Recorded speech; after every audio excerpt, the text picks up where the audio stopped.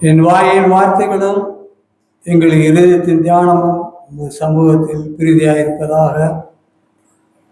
இந்த நாளிலும் இந்த செய்தியை கொடுக்க எனக்கு வாய்ப்பளித்த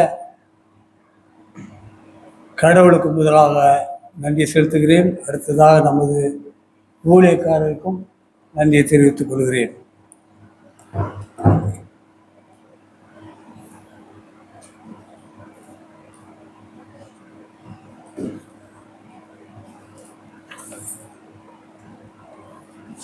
இப்படி பாடின பாட்டு அருமையான பாடல்.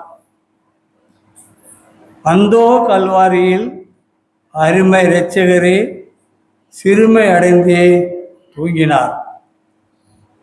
இந்த வாரம் என்ன வாரம்? இந்த வாரம் பரிசுத்த வாரம். பரிசுத்த வாரத்தின் முதலாவது நாடு. இந்த வாரம் முழுவதும் நாம் எப்படி இருக்க வேண்டும்? பரிசுத்தமாக இருக்க வேண்டும். இவ்வளோ நாள் எப்படி இருந்தோமோ தெரியாது. இருந்தாலும் கூட இந்த வாரத்தை நாம் பரிசுத்த வாரமாக கடைபிடிக்க கடமைப்பட்டிருக்கிறோம். இந்த நாளிலும் நமக்கு கொடுக்கப்பட்டிருக்கிற தலைப்பு சமநோக்கு நற்செய்தி நூல்களில் சிலுவை. சமநோக்கு நற்செய்தி நூல்களில் சிலுவை. சிலுவையின் அடையாளம், அர்த்தம் என்ன? பாவங்களை தீர்க்கும் சிலுவை, சமாதானத்தை கொடுக்கும் சிலுவை, சமுதாயங்களிலே அனைவருக்கும் மாறுதல் கொடுக்கும் சிலுவை. இதுதான் இந்த சிலுவையினுடைய நோக்கம். நேற்றைய தினத்திலே நாம் என்ன பண்ணோம்? பவனி சென்றோம். அந்த காரியங்கள் அனைத்தும் நல்ல முறையில் நடைபெற்றது. அங்கே ஆண்டவருக்கு என்ன பண்ணுறாங்க? ஒரு கழுதை குட்டி ஆயத்தம் பண்ணி அவரை அதிலே ஏற்றி வழிநடத்தி செல்கிறார்கள். கழுதை குட்டி மிகவும் அழகாக இருக்கிறோம். பார்த்துருப்பீங்கன்னு நினைக்கிறேன். அது கழுதைன்னு நம்ம அது அசட்டை பண்ணுறோம். நம்ம ஒரு ஏளனமான நினைப்பான ரொம்ப அழகாக இருக்கும் அந்த கழுதை. அதை போய் தேடி எடுத்துகிட்டு வர சொல்லியிருக்காரு பாருங்க ஆண்டவர். 2 சீசன்களிடம் சொல்லி அந்த வீட்டிலே அந்த கழுதை கட்டியிருக்கிறோம், அதை அவிழ்த்து கொண்டு வார்கள் என்று சொல்லி அனுப்புகிறார். அவர்கள் போய் என்ன பண்ணுறாங்க? அந்த கழுதையை அவுக்குறாங்க. அந்த கழுதையை சொந்தக்காரன் என்ன பண்ணுறான்? ஐயா, இது ஏன் அவுக்குறீங்க? இது என்னுடைய கழுதை. அப்பொழுது அவர்கள் என்ன சொல்கிறாங்க? ஆண்டவருக்கு இது தேவைப்படுகிறது. ஆண்டவர் தான் சொல்லி நாங்கள் இங்கே வந்தோம் என்று சொல்லி அந்த கழுதையை அவிழ்த்து கொண்டு போய் அதன் மேலே அவரை உட்கார வைத்து, துணிகளை போட்டு அதன் மேலே உட்கார வைத்து வழி நெடுகளும் அவர்களுடைய துணிகளை எல்லாம் பரப்பி மரக்கிளைகளையும் போட்டு அவரை பத்திரமாக அழைத்து சென்றார்கள் என்பதை பார்க்கிறோம். அவங்களை கொடிப்பிடித்து என்ன பண்ணாங்க? இந்த சிலுவையையும் கொடியும் பிடித்து என்ன சொல்றாங்க? ஓசனா கர்த்தருக்கு, ஓசனா வருகிறவர் சோத்தடிக்கப்பட்டவர் உன்னதத்திலே என்று சொல்லி ஆர்ப்பரித்து அவரை அழைத்து கொண்டு செல்கிறார்கள். அவர்கள் சென்று கொண்டிருந்த பொழுது ஒரு ஆலயத்திற்குள்ளே பிரவேசிக்கிறார்கள். அங்கே வேத பாரகரும் பரிசேயரும் இருக்கிறார்கள். அவர்கள் அந்த ஆலயத்திலே பிரசித்த பெற்றவர்கள். அவர்கள் தான் எல்லாருக்கும் முதன்மையானவர்கள். அவர்களிடையே ஆண்டவரும் அவரை சேர்ந்த ஜனங்களும் செல்கிறார்கள். அப்பொழுது ஆண்டவர் என்ன பண்றாரு? அங்கே உள்ளே அழைத்து செல்கிறார். அங்கே பார்த்தா என்ன பண்ணிட்டு இருக்காங்க? அந்த ஆலயத்தில் வியாபாரம் செஞ்சுக்கிட்டு இருக்கிறாங்க. அப்போ ஆண்டவருக்கு கோவம் அவர்களை எல்லாம் விரட்டி அடித்து, இது கடவுளுடைய ஜெப ஆலயம், இதில் யாரும் பிரவேசிக்கக்கூடாது என்று சொல்லி வந்த ஜனங்களையும் அழைத்து கொண்டு உள்ளே சென்றார் என்பதை நாம் பார்க்கிறோம். அவர் ஏழை மக்களுக்காக அவர் தம்மை தாமே கொடுத்து அவர்களை மீட்டு கொண்டார் என்பதை நாம் அறிகிறோம். ஆக அந்த நாளிலிருந்து கூட அவர்கள் என்ன பண்ணாங்க? இயேசுவை கொலை செய்ய எத்தனை பண்ணினார்கள். நேற்று நாளிலும் கூட நாம் பவனி சென்றோம். அந்த பவனியிலே என்னை கவர்ந்த ஒரு சாட்சி என்னன்னா, பிள்ளைகளுக்கு கொண்டு போய் சிலுவையையும் இந்த ஓலையையும் கொடுத்தார்கள். பிள்ளைகள் மிகவும் சந்தோஷமாக வாங்கி கொண்டார்கள் என்று நான் அறிகிறேன். அந்த சிலுவையிலே அந்த அந்த சிலுவையின் காலத்தினாலே அவர்களுக்கு ஒரு சமாதானம் உண்டாயிருந்திருக்கிறது. ஆகவே சிலுவை சமாதானத்தை கொண்டு போடும் சிலுவையாக இருக்கிறது. எனக்கு மிகவும் ஆச்சரியம். அவர்கள் ஒன்றுமே எதிர்ப்பு தெரிவிக்கல, வேணாங்கன்னு சொல்லலை. ஆனாலும் கூட அந்த சிலுவையை வாங்கி கொண்டார்கள் என்பதை நாம் அறிகிறோம். ஆக அந்த நாளிலும் கூட நாம் வாசிக்க கேட்ட அந்த பகுதியை எடுத்துக்கொள்வோம். ஒரே நாளிலே நேற்று ஆண்டவரை துதித்து பாடிக்கொண்டு போனார்கள். இந்த நாளிலே அவர் மேல் குற்றம் சுமத்தி அவரை கொலை செய்ய வகை தேடினார்கள் என்பதை நாம் அறிகிறோம். சமுதாயத்திலே ஒரு நிமிடத்துக்கு ஒரு நிமிடம் ஒவ்வொரு காரியங்கள் மாறிக்கொண்டு இருக்கிறது. நேற்றைய தினத்தில் பவுடி வந்தார். இன்றைய தினத்திலே அவர் மேல் குற்றம் சாட்டும்படியாக அவர்கள் எதிரிகள் எத்தனைப்பட்டு கொண்டிருக்கிறார்கள். ஆக இந்த நாளிலே நம்ம வாசிக்க கேட்ட மத்தேயு எழுதின சுவிசேஷம் 26ஆம் அதிகாரம்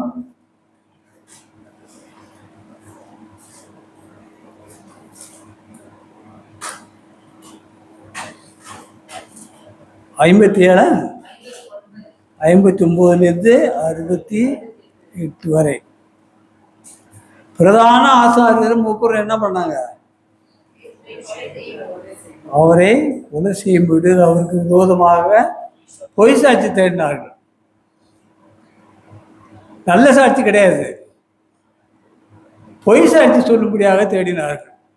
ஆனாலும் கூட அந்த பொய் சாட்சி சொல்வதற்கு அநேகர் முன் வரவில்லை. நல்ல காரியமாக இருந்து தான் வந்திருப்பாங்க, பொய் சாட்சி தான் ஒருத்தருமே வரலை.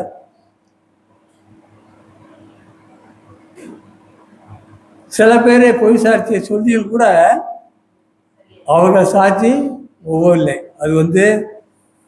அது ஏற்றுக்கொள்ளப்படாமல் இருந்தது. ஆகவே அந்த ஜனங்கள் என்ன பண்ணாங்க?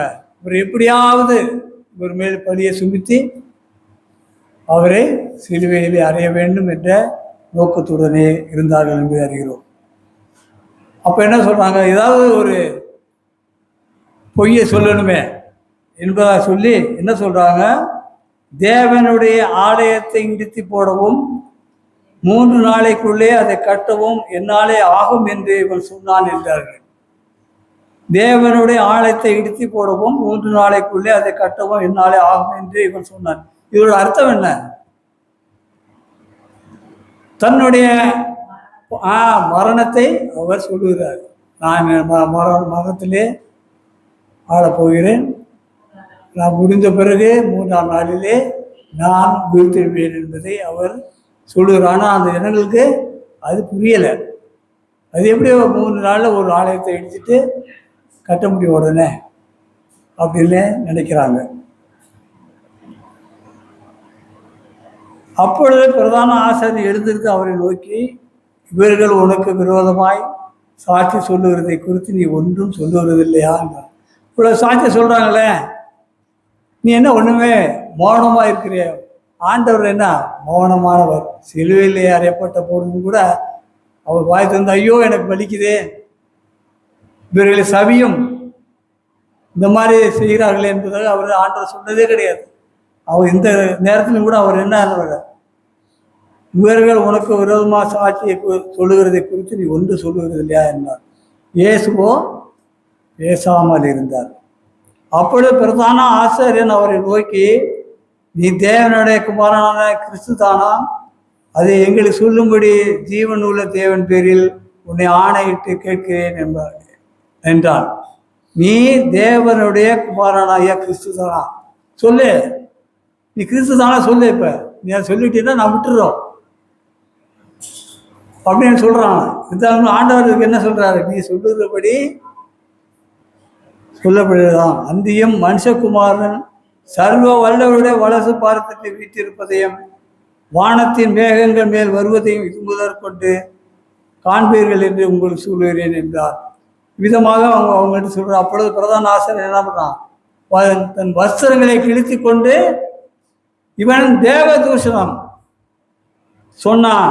இனி சாட்சிகள் நமக்கு தேவையில்லை. இது போல் இந்த ஒரு சாட்சி நமக்கு போதுமானதாக சொல்லி அவர் என்ன பண்ணுறான், உங்களுக்கு என்னமாய் தோன்றுகிறது என்று கேட்டால் அதற்கு அவர் மரணத்துக்கு பாத்திரராக இருக்கிறான் என்று ஜனங்க சொல்கிறாங்க. ஆகவே நீங்கள் வந்து மேலே வந்து போய் சாட்சி சொல்லிட்டோம், இவர் இனிமேல் தப்ப முடியாது, ஆகவே இவருக்கு மரண தண்டனை கொடுக்கலாம் என்பதாக சொல்லி அப்பொழுது அவருடைய முகத்தில் துப்பி அவரை குட்டினார்கள், சிலர் அவரை கன்னத்தில் அறிந்தார்கள் என்று பார்க்கிறோம். ஆண்டவர் இந்த சிலுவையிலே பாடுபட போகிற காரியங்களை குறித்து முன்கூட்டியே சொல்லியிருக்கிறார். சிலுவையிலே தொங்கும் பொழுது பிதாவே இவர்களுக்கு மன்னியம், தாங்கள் செய்கிறது இன்னதென்று அறியாது இருக்கிறார். அவர் மற்றவங்களுக்காக தான் அவர் வந்து அவர் என்ன ஜெபம் பண்றாரு, பிதாவின் இடத்துல ஏறெடுக்கிறார். பிதாவின் கையில் என்னுடைய ஆவியை ஒப்படைக்கிறேன் என்பதாக சொல்றார். ஆக இந்த சிலுவை மரத்திலையும் கூட சிலுவை சாட்சியை நாம் பார்க்கும்போது அது ஒரு சமாதானம் இருந்த சாட்சியாகவும், பாவப்பட்டவர்களை பாவத்திற்கு மீட்கும் சாட்சியாகவும், துன்பப்படுகிறவர்களுக்கு ஒரு சாட்சியாகவும், மனு குலத்துக்கு ஒரு ஆறுதலை கொடுக்கும் சாட்சியாகவும் நாம் பார்க்கிறோம். அதாவது சிலுவை தியானத்திலே நம்ம கடைபிடிக்கும் போது நாம் முக்கியமாக இந்த காரியங்களை குறித்து நாம் நம்முடைய மனதிலே வைத்துக்கொள்ள வேண்டும். சில நேரங்களிலே இந்த ரோட்டில் போகிறவங்க கூட என்ன பண்ணுவாங்க, இந்த சிலுவை பார்த்துட்டு என்ன பண்ணுவாங்க, சிலுவை போட்டு போவாங்க. வெகு நாட்களுக்கு முன்பு, சில வருடங்களுக்கு முன்பாக நான் வேளாங்கண்ணிக்கு போக வேண்டிய ஒரு தருணம் ஏற்பட்டது. அப்பொழுது அந்த பெரிய கோயில் இருக்கும், போயிருக்கேன், நிறைய பேருக்கு பார்த்துருக்கீங்க. அந்த தாய் கோயில் அதுலேருந்து கிட்டத்தட்ட ஏறக்குறைய ஒரு கிலோமீட்டர் இருக்கும். நான் சென்ற காலத்திலே அந்த பெரிய கோயில் இருந்து அந்த தாய் கோயில் வரைக்கும் மணல் தான் இருக்கும். சைடில் சிமெண்ட் போட்டுருப்பாங்க, நடுவில் மணல் தான் இருக்கும். அந்த மணலே வெயில் நேரத்தில் முழங்கால் போட்டு அங்கிருந்து நடந்து செல்வார்கள் அந்த தாய் ஆலயத்திற்கு. நான் ஒரு முறை அப்போ போகும்போது ஒருத்தர் கேட்டேன், ஏன் நீ எந்த மதத்தை சேர்ந்தவங்கன்னு கேட்டேன். நான் வந்து ஹிந்துங்க. என்ன ஏன் எதுக்காக போகிறீங்க? நான் ஒரு வேண்டுதல் செஞ்சுருக்கிறேன், அதனால் கடவுளத்தில் மண்டாடி போயிட்டுருக்கேன். எனக்கு தூக்கி வாங்கி போடுச்சு. இந்த வெயிலில் நம்ம இவ்வளோ தூரம் போனால் கூட அவருடைய முழங்களை தேஞ்சு போயிடும். அவ்விதமாக மக்கள், பலதர மக்கள் அந்த சிலுவையை நோக்கி என்ன அவர்கள் செல்லுகிறார்கள். நாம் செல்லுகிறோமா? நன்றாக யோசித்து பாருங்கள். சிலுவை எப்பேற்பட்ட சிலுவை இது? அதன் மூலியமாக நாம் பெற்றுக்கொள்ள வேண்டிய காரியங்கள் என்ன? அது பின்பற்றினால் நமக்கு என்ன பலம் கிடைக்கும் என்பதை நாம் தெரிந்து கொள்ள வேண்டும். இந்த காரியத்திலே சமநோக்கு நற்செய்தியின் ஒரு சிலுவை, சமநோக்கு நற்செய்திகள் கொண்ட அநேக புஸ்தகங்களிலே சிலுவையின் தியானமும் குறித்து அதிகமாக பேசப்படுகிறது. அந்த புத்தகங்களை விட சிலுவையை குறித்து பேசப்படுகிற காரியங்கள் அதிகமாக காணப்படுகிறது. ஆக நாமும் கூட இந்த நாளிலே, இந்த பரிசுத்த வாரத்தை தொடங்கியிருக்கிற நாளிலே, இந்த பரிசுத்த வாரம் முழுவதுமாக ஆண்டவரத்தை பந்தியிட்டு சிலுவையை நோக்கி அவர் நமக்காக மரித்தார் என்பதை அறிந்து நம்முடைய பாவங்களை அறிக்கையிட்டு அவர்களை ஒப்புக் கொடுத்தோமானால் நிச்சயமாக நம்முடைய ஆண்டவர் நம்மை வழிநடத்துவார், விடுவிப்பார். எந்த காரியங்கள் இருந்தாலும் சரி, ஆண்டவரிடத்தில் ஒப்படைங்கள். நிச்சயமாக ஆண்டவர் நம்மை ஆசீர்வதித்துவார், வழிநடத்துவார். ஆண்டவர் தாமே இந்த திருவசங்களை ஆசீர்வதிப்பாராக. ஆமேன். கர்த்தருக்கு